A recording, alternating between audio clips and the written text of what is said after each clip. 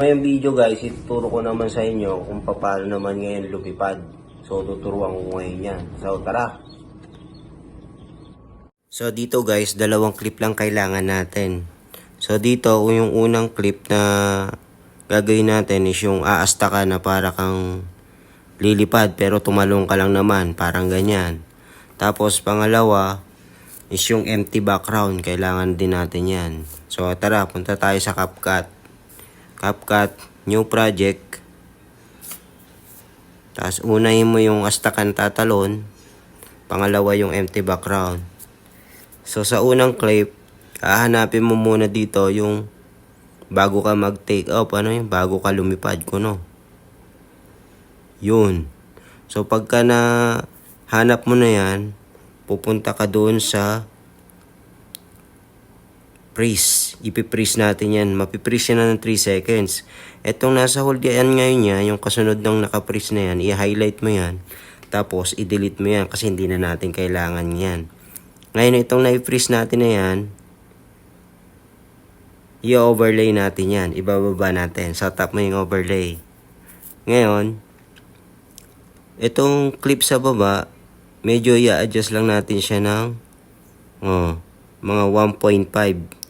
So, tap mo yung pinaka-adjustable bar dito, adjust mo ng 1.5. So, itong empty background na ito, itatapat mo lang din doon sa clip mo sa baba para magpantay sila. So, parang ganyan, no? So, ngayon, babalik tayo dito sa clip sa may baba. Ang gagawin natin yan, i-remove BG natin yan. So, tap mo yung remove BG, auto removal. So, pag nag-green na yan, nag-green check na yan, check mo na rin itong baba. Yan. So, ngayon, gagawin natin dyan, tap mo muna itong arrow dito sa baba para magkaroon tayo ng tools.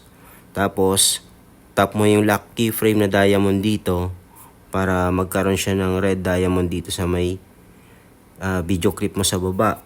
Ngayon, dito sa pinaka-clip mo sa baba, idadrag mo na yan dun sa pinakadulo. Yan. Tapos itong ikaw na nandito, papaliitin mo na yan hanggang dun sa pinakamaliit. Yung halos hindi ka na makita, tapos dadali mo siya dun sa taas. Yan. Parang ganito ang kalalabasan yan. Di ba? Yun, lumipad ka na. Ngayon, lalagyan natin siya ng konting special effect. So, add overlay ka dito. Tap mo yung add overlay. Tapos, itong smoke effect. Add. Yan. So, para matanggal naman yung pinaka-background nung black background nung smoke mo. So, habang naka-highlight yan, tap mo tong splice. Tapos, tap mo yung filter. Yan. Tapos, tap mo tong check dito sa baba. Ngayon, ito nakikita mo na square na blue line dito. So, pwedeng i-adjust yan. Pwedeng palakihin, pwedeng paliitin yan.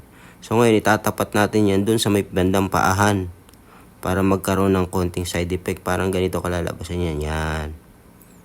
Yun. Yeah. So, masyado siyang mahaba. Itong adjustable dito, adjustable bar, ipapantay mo na lang din dun sa pinaka clip mo, no? Yan. So, ganyan na ang kalalabasan niya ngayon. Itong watermark dito sa may bandang dulo, tap mo yan. Watermark ng CapCut. Tapos, delete mo na lang. Yan. Ganyan ang kalalabasan yan. Diba? Tapos, save mo na yan. Tap mo yung save.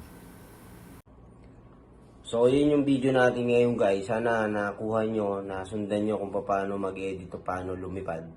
So, kung nasundan natin, share na rin natin sa iba para makagawa rin sila ng kanilang sariling video. Salamat!